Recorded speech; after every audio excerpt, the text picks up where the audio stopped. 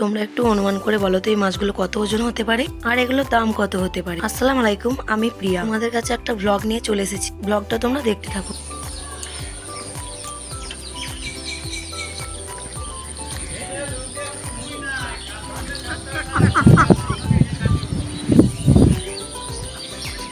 আজকে মঙ্গলবার আর আজকে সকাল থেকেই নেমেছে বৃষ্টি।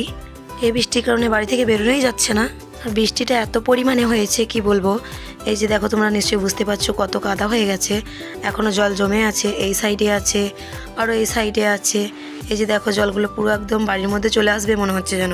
গ্রামে বাস করা একটু কষ্ট হলেও অনেক সুবিধা। গ্রামে থাকলে নিজস্ব সবজি বাড়ি, টাটকা টাটকা মাছ, হাঁসের ডিম, মুরগির ডিম সব কিছুই খেতে পাবে। শহরে মানুষদের সাথে আমাদের একটাই পার্থক্য, ওরা যে জিনিসটা টাকা দিয়ে কিনে খায় আমরা সেটা ফ্রিতেই পেয়ে যাই, তাও আবার বাড়িতে বসে। দেখো তার একটা উদাহরণ, এই যে দেখো কতটা জল জমেছে এখানে। আর আমার বর বললো চলো এখানে তো জাল দেওয়া হয়েছে, দেখি মাছ পড়েছে নাকি দেখে আসি। তাই আমরা দুজনে মিলে চলে গেছিলাম জালে মাছ পড়েছে নাকি তা দেখতে।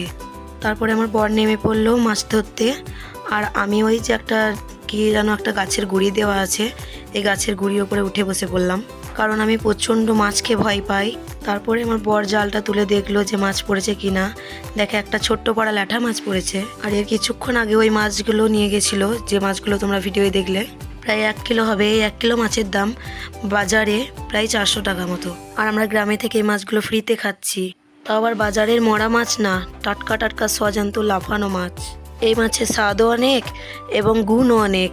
শহর বাজারে তো অনেকে এই মাছ চোখেই দেখতে পায় না, আর আমরা এই মাছগুলো প্রতিনিয়ত বর্ষার দিন দেখতে পাই। ঠিক আছে, চলো অন্য কথায় ফিরে যাই।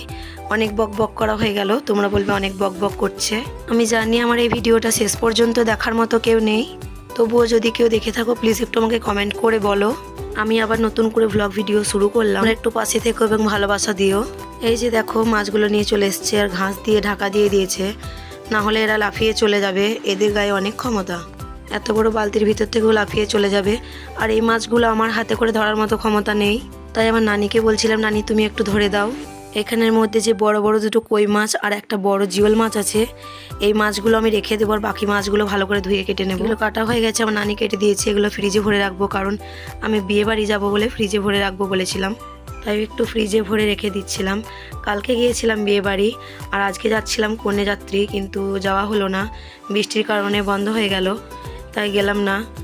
তোমরা বলবে বন্ধ হয়ে গেল বলছো, বন্ধ হয়ে যাবে এই জন্যই বলছি যে আমার যাওয়া বন্ধ হয়ে গেছে, আরও বাকি সবাই গেছে। তারপরে আমি আমার মেয়েকে একটু পড়তে বসালাম। সকালবেলা একটু পড়াশোনা না করালে ফাঁকিবাজি খেলা করবে। তার কিছুক্ষণ পরই ডিসিশন নিলাম যে আর বিয়ে বাড়ি যাবো না, তাই যে মাছগুলো রান্না করবার জন্য ফ্রিজ থেকে বের করে নিয়েছি। তারপর কাঁচা টমেটো ও ধনে পাতা, গোটা জিরে ও পেঁয়াজ ভালো করে মিক্সিতে গ্রাইন্ড করে নেব। এই মাছগুলো এইভাবে রান্না করে দারুণ সুন্দর স্বাদ হয়। আমি অতটা মাছ পছন্দ করি না, এই মাছগুলো খাবে আমার বর। তারপর মশলাটা মিক্স করে নিচ্ছিলাম।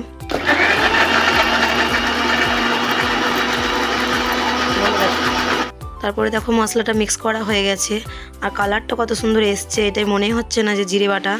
জিরের সঙ্গে টমেটো আছে, কাঁচা পেঁয়াজ আছে, আর কাঁচা লঙ্কা আছে, দারুণ সুন্দর হয়েছে এটা পেস্টটা। এই মশলাটা থেকে দারুণ সুন্দর একটা সুগন্ধ বেরোচ্ছিল।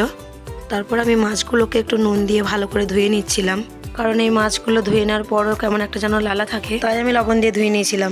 তারপর আমার বরের জন্য অল্প কিছু মাছ নুন আর হলুদ দিয়ে ভালো করে মেখে নিচ্ছিলাম, কারণ ওকে ভেজে দেব।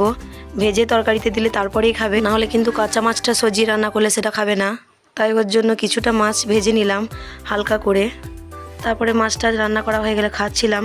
খাবার খেতে খেতে একটু ভিডিও করলাম, আমি ভুলেই গেছিলাম যে ভিডিওটা আমাকে কন্টিনিউ করতে হবে, খাবার টাইমে দেখাতে হবে। আসসালামু আলাইকুম বন্ধুরা, আবার দেখা হচ্ছে তোমাদের সাথে একটা নেক্সট ব্লগে। আমার এই ফালতু ব্লগটা যদি ভালো লেগে থাকে আমার চ্যানেলটা সাবস্ক্রাইব করে একটা লাইক করে